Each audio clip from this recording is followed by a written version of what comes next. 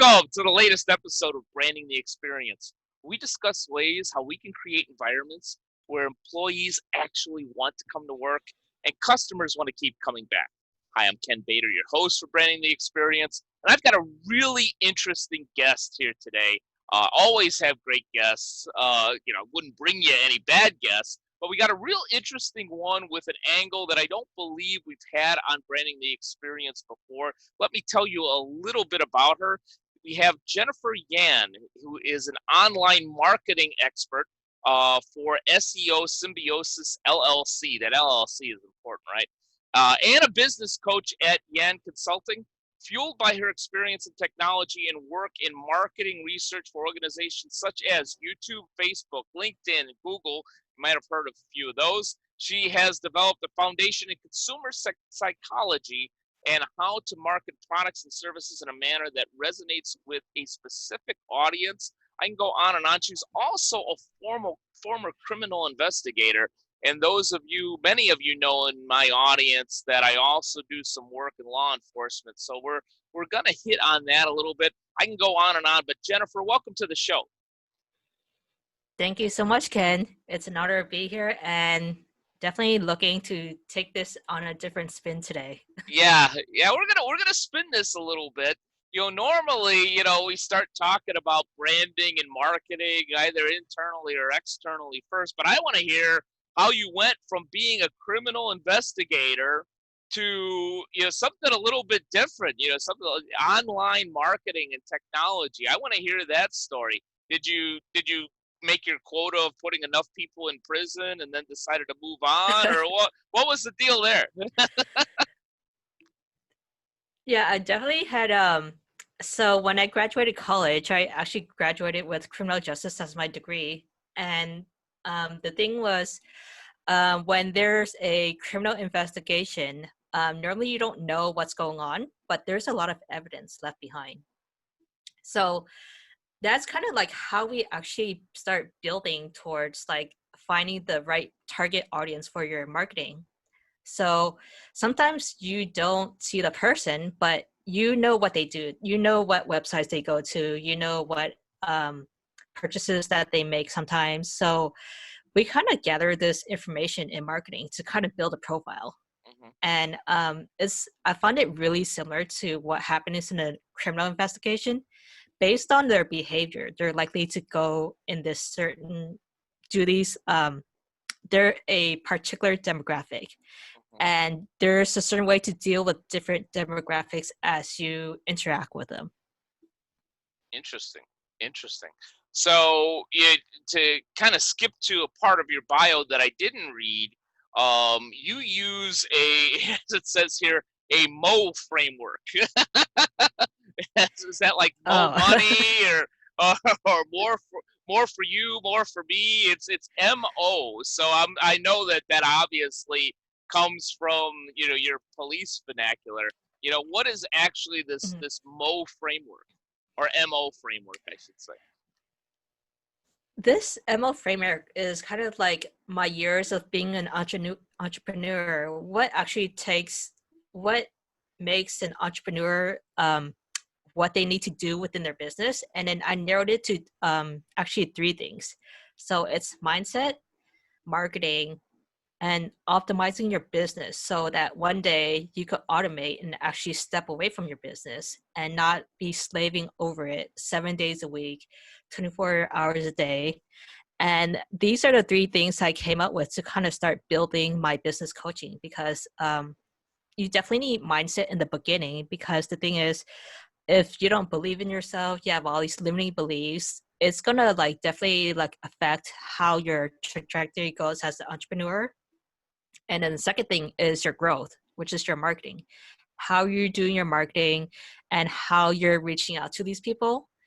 And the third thing is just optimizing. Can we automate, and also can we cut costs? Because a lot of times people are doing a lot of things in their business, but sometimes it's about what you don't have to do. Because the thing is, you need to really nail down what are your activities that are actually generating income for you. So those are the 3 points we hit on during that framework, using that framework. Nice. So, Yeah, I've seen many times, and I agree with everything that you're saying. Yeah, mindset is so key. In fact, yeah, whether it's an entrepreneurial pursuit or an executive role, I see it even more in executive roles, frankly, where yeah, the mindset just it doesn't fit what you need to do to excel. You have these, like you said, you're limiting beliefs. Whether it's financial institution, I see this quite a bit. Is oh, I don't believe in marketing. We're finance people, and this isn't going to work, and that ends up really hurting their business. Or entrepreneurs, they think small. Even hair salons, for instance, they think, oh, well, I'm this two chair, little hairdresser. No, you're a damn entrepreneur, that's here to provide a particular experience. I've actually seen that, frankly, hair salons just come to mind because I've seen a number of those business owners. They think small, they think, oh, I'm just a hairdresser. But once they change that mindset into, I'm an entrepreneur that happens to own a hair salon business, maybe even a hair salon empire, that begins to change. Are you seeing some of that as well? I'm definitely seeing a huge part of that. And the thing is, once you have your mindset, you'll stop at nothing to get at what you need to do to grow your business.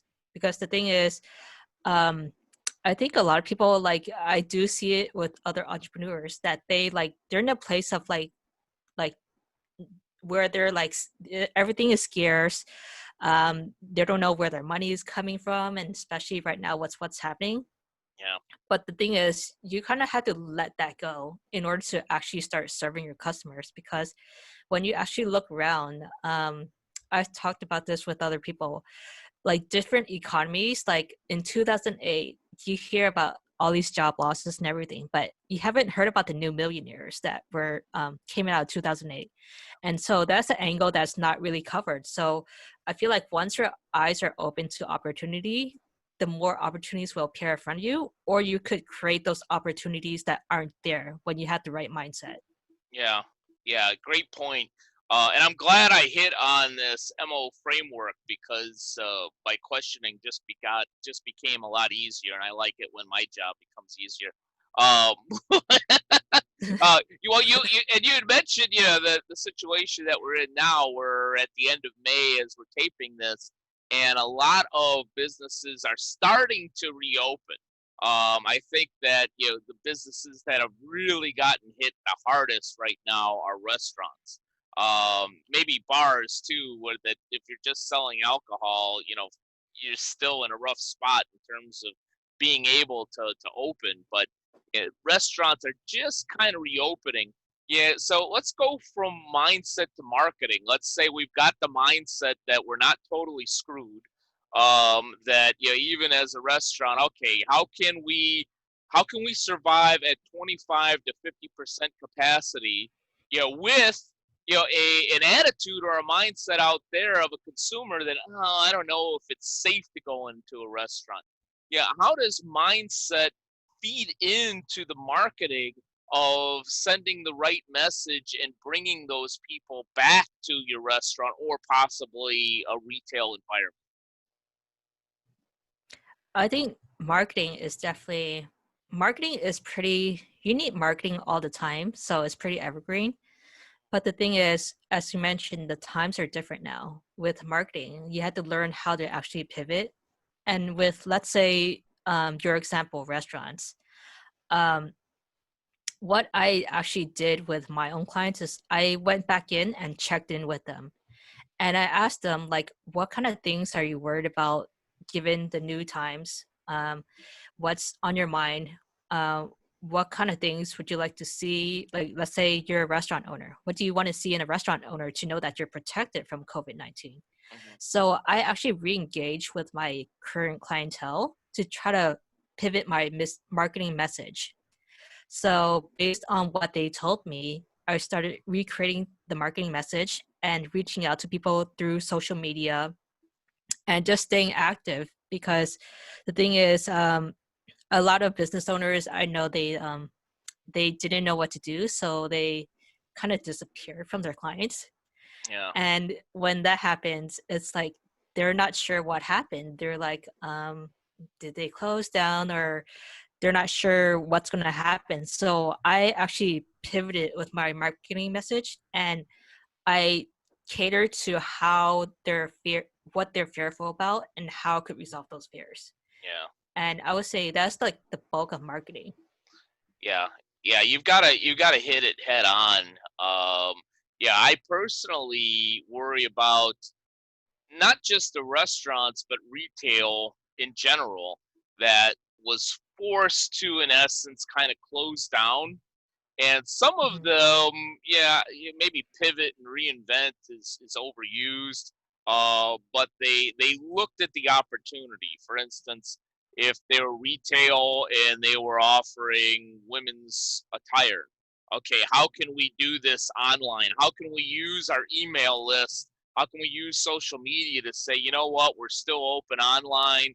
You want that, ugly dress that nobody else likes, we can still send that to you. Restaurants too that either went to that had the wherewithal, email, social media, so on and so forth, to pivot to take out curbside. We're able to do that. Some of them even were wise enough to actually open up kind of a little supermarket. I thought that was amazing. I think Corner Bakery did that. But Mhm. then others, really, which I completely disagree with. I kept saying during this pandemic, it's all right to isolate physically. Don't isolate visibly. Be out there. Mhm. Let people know what they're doing.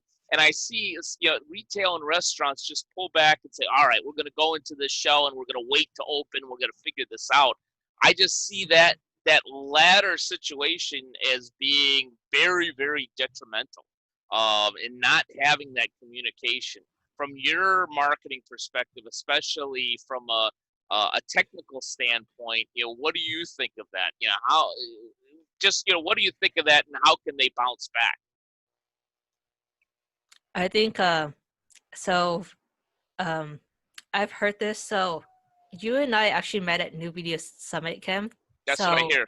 um, Steve Osher, Yes, I think we're in the same mastermind, right? yes. So Shout out, I'm Steve. gonna shout out to Steve. He actually said something recently that really like it hit home for me. And what he said was, if you wait for the stars to align, they may never align for you. Yeah, And I think that's true. And the thing is, you had to look inside yourself and realize you have more power than you actually do.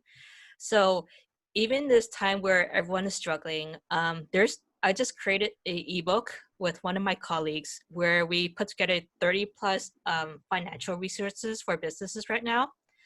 And there's like a whole bunch of resources. And I would say at this time, um, just start applying for these grants, seeing financial help, and looking for strategic partners that could help you through this. So, can you, if you do brick and mortar, can you buddy up with a delivery service, or can you find other strategic partners that could spread the word for you and increase your reach? And those things are really important to just kind of like get out of that mindset, because it's like really, I think mindset is more important than ever right now. And just learning how to see the opportunities in front of you, because there's always ways to get out of things if you keep your mind open to what's in front of you. yeah, yeah. From I completely agree with that. I think that mindset, especially in these real tough times, is going to cause more small businesses to basically never open again than the pandemic in and of itself. Yeah, I'm seeing what you said earlier was spot on. Is we want to talk about how bad the Great Recession, and it was. I could tell Mhm. personal stories about how bad the damn Great Recession was. But you're correct. There are businesses that came out of that in much better shape than they were before, having gone through that experience. Um, so in this reopening process, given your expertise of really pinpointing, as we talked about earlier, um, you've got a background in psychology. You piece these things together from your criminal investigation mind. In reopening, how can some of these businesses, piece these things together? How can they use technology and maybe looking at these demographics, to leverage those demographics, leverage technology to be able to thrive as we're going into this new norm? Yeah, definitely. Technology is a huge part of it, and I would say it's great to leverage technology if your target audience is there. Sometimes when it comes to like, I used to work in real estate, and the thing was, our target audience were actually elderly people that dealt with estates. And so we realized that wasn't like digital may or may not be good for them because they read magazines, like they like the old paper Yeah. brochures and everything. But if your target audience is online, one really good tool that I really love are it's called Hootsuite, Oh yeah. and basically, yeah, you've heard of it. So basically, you want to increase your reach as much as possible. So this one platform, if your audience isn't familiar with it, it's a social media platform that allows you to hit, at least some of them are, they let you post on 10 different social media platforms or more.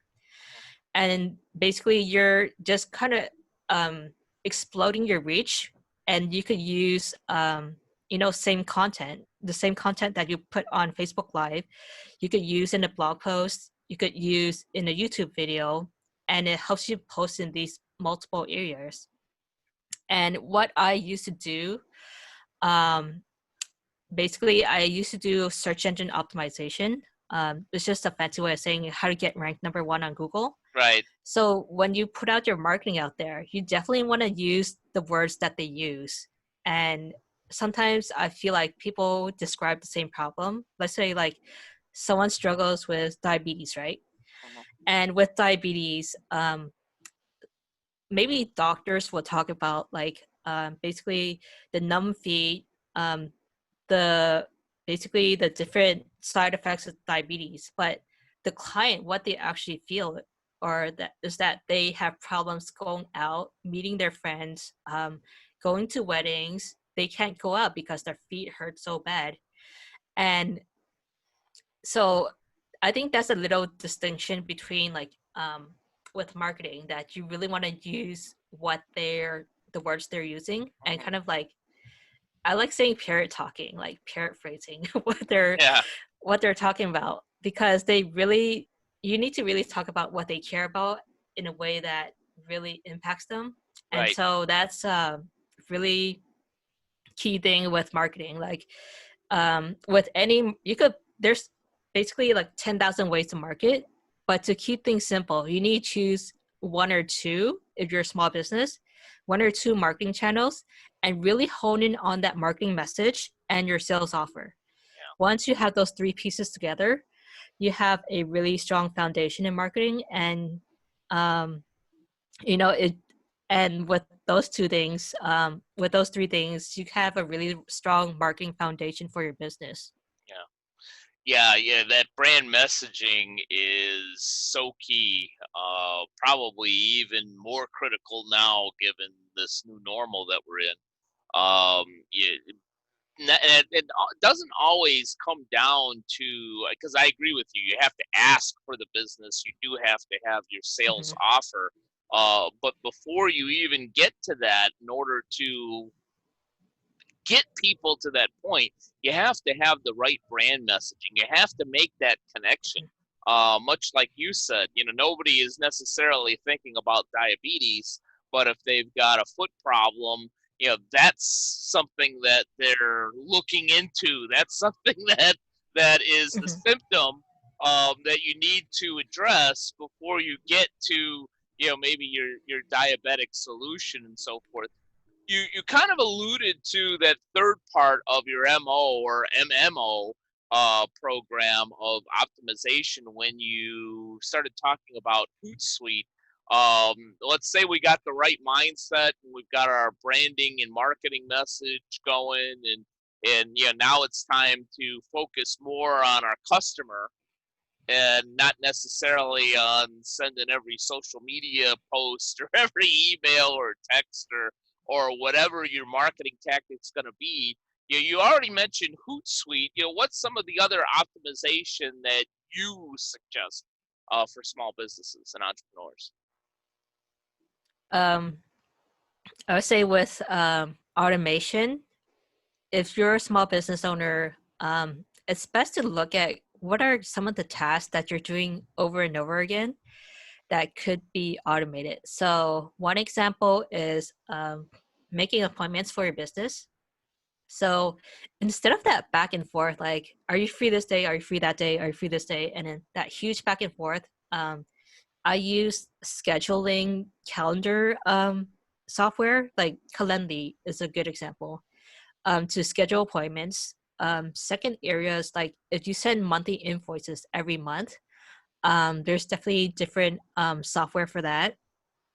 Um, and then the third thing is maybe your email marketing. If email marketing is part of your marketing strategy, there's definitely ways to just batch all the emails that you're going to send for a month Yeah. and schedule them out in different periods so that your email marketing content is never empty. Mhm. So those are the three things I like to automate. And once you're a small business owner and once you get to that enterprise level, maybe you do have a budget to start hiring more employees or maybe using paid advertising to actually automate your marketing. Because the thing is, with every source of marketing out there, some people might say this may not work.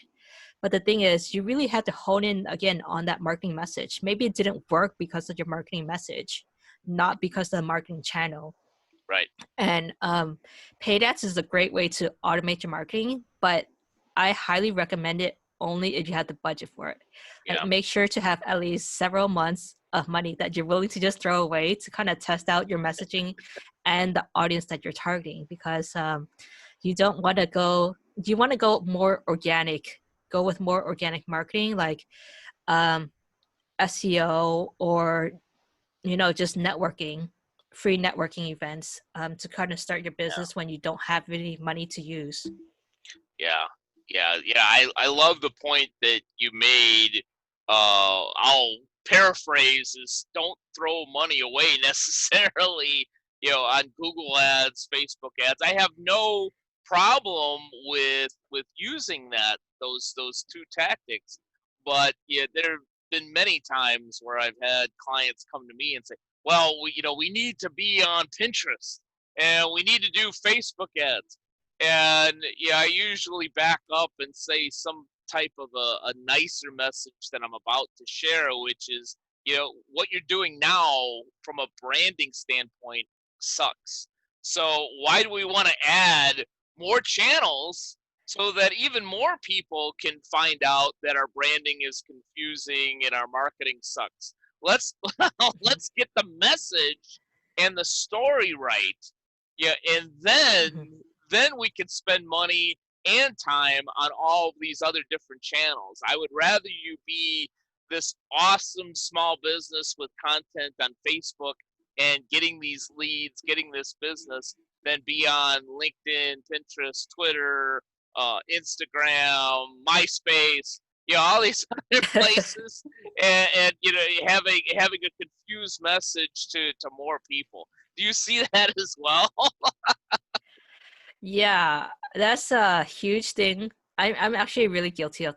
I'm guilty of doing that as well. Shame on So you. when I started, yeah, when I started, it's like I did the really hard sell. I just went up to someone and asked, "Would you like to buy my product or service?" And I didn't do any of that nurturing of the leads or any of that. So I would just go up to people and it will fail every time. It didn't matter which marketing channel you're on. Um, if you're basically, yeah, just spreading your seeds and they're really confused about your marketing message and your branding, And also, your sales offer is just as important. Yeah. Once you have that marketing message with you and it's really good, you really also have to nail in on your sales offer.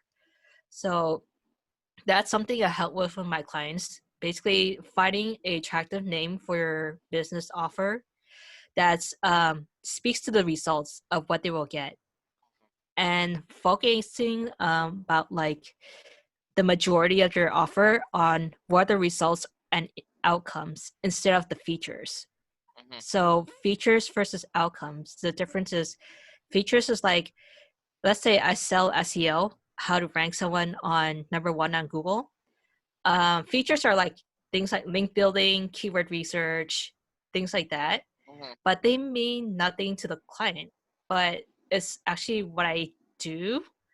But so this is another Steve Osher saying, is so it's not, tell them what they need, not, I mean what they want, not what they need. Yeah. And talking about link building and keyword research, it just means nothing to them. So 80% of my offer is actually talking about how do you like generate links from influencers to increase your search engine ranking, Hmm. and using that specific language to kind of like hone in on what are the actual outcomes than features.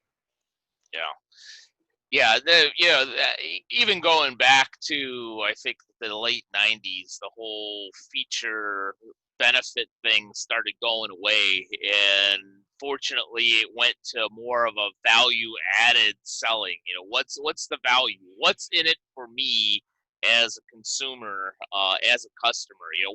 What's my experience going to be? Whether it's going to your restaurant, working with your financial institution, buying that dress, going to your hair salon versus somebody else's. What's in it for me for experiencing a transaction for you? It sounds like that's what really needs to get across in this optimization and the marketing that you're Yeah, you definitely hit donkey on the head, and it's doing. yeah, it's about I like how I you like could help playing them. whack-a-mole. Yeah. Yeah. And sometimes marketing feels like that sometimes.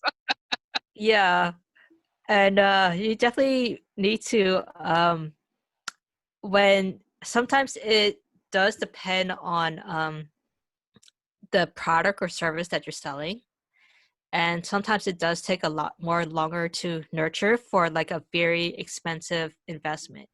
Mhm. So if let's say you're a lawyer, um, your hourly charges are probably like hundreds of dollars per hour plus your retainer maybe. And so when there's a huge financial investment for them, you probably do want to like have an actual sales conversation with them instead of just walking them to a page and having them click on the buy button, because the thing is it's a huge investment, and so you do have to like maybe sit in a sales conversation. I really recommend, if you're having sales conversation, having it face to face or video where you can actually see their expressions. Right. So I guess this is my law enforcement like background as well. Yeah. Sometimes people could lie through their words, but sometimes their body language does not lie. So um, picking up on those cues on a sales conversation is really crucial. So you want to look for basically buyer positive signals that show that they're interested in your offer. And whenever they start raising their eyebrow or they look confused, you really want to check back in with them and see, it seems like you're a little bit confused. Can I clear something up for you? Or you basically like can use their physical body language to kind of detect whether or not the conversation is going well, or are they checking out. Yeah. Yeah. The one of the phrases that I've heard from a few different places. One in particular, David DeFazio from Strategy Core, said this several times that you have to technology has to feel like there's a human behind it. Mhm. If all it is you feel like you're an ATM, not so much. But even if you don't actually talk to a human, obviously, yeah, Zoom, Skype, all that stuff is so important today. And I see so many different businesses using this type of technology. Even financial institutions that are kind of like, oh, we just do everything over the phone and passwords and all this other stuff are starting to use this type of technology. Even ITMs, where you can actually see an individual to do a transaction, can be so important. But Uh, finding a way to have a human feeling, a human touch behind that technology, can be such an elevated branding experience. Without actually shaking somebody's hand, which I think is frowned upon today. Oh yeah. Keep your 6 feet away. Yeah, we're more than 6 feet away. We're probably what, Yeah. about 600 feet away, maybe a little less. But Yeah.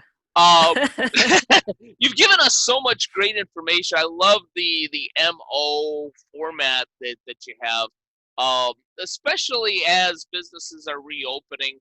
Is there a number one tip that you find yourself giving either your clients or prospects of, yeah, if you could do just this one thing, yeah, this will help you at least a little bit better than those that don't? I would say that the power of one person could only go so much, could only give you so much power. But when you have a whole network behind you, you're gonna have entire group of individuals that are helping to build your business. So if there's one tip to walk away with is to basically have a whole group of individuals that could either be accountability partners for you right now Yeah, or find you new leads or could maybe be your potential client. And so having a whole network behind you, finding lots of friends that could help your business and you can help their business as well. I would say it's like one of the most key things to scaling your business. If you want to get to the 7 figure mark of your business and beyond. yeah. Great tip. Great tip before the pandemic, after the pandemic, and even during the pandemic. I've seen a lot of collaboration groups pop up, whether it's for restaurants that need that mutual support, or financial institutions, or even some of the other entrepreneurial groups, and that they can't go to an actual conference and talk over a round table or a coffee break. They need to use this technology and really lift each other up and collaborate. So great point on that. Last question that I have for you, Jennifer, is for our audience out there that could really, really tap into your expertise and your brilliance. Not necessarily your criminal investigation side, because nobody wants to end up incarcerated with COVID-19 pandemic. But some of those small business and entrepreneurs that could really use your help, how best can they find you?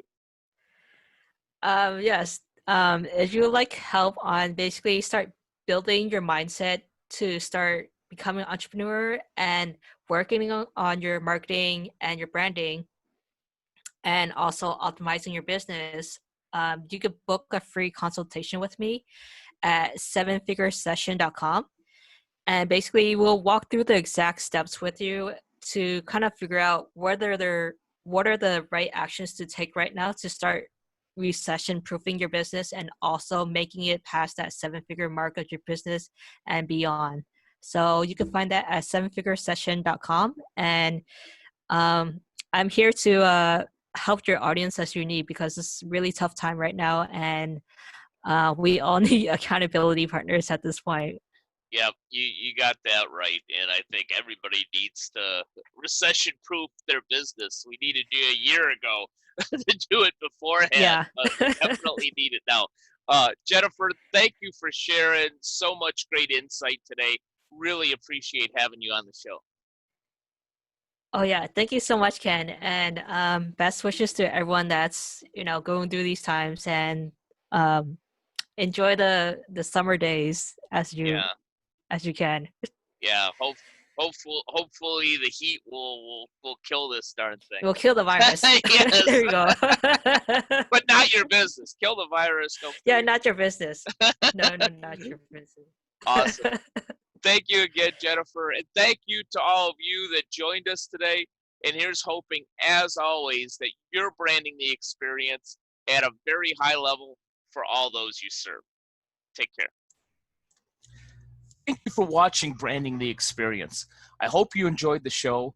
If you're looking for a speaker on branding the experience, on workplace culture, or on business strategy, I have a number of different options for you. And my approach is always to entertain first, engage second, and educate third. It's a formula that leaves my audience not only laughing and enjoying, but also learning. So if you want a great speaker on branding, culture building, or strategy, I'd like to hear from you. Simply send me an email at kbator, B-A-T-O-R, at btcinc.net,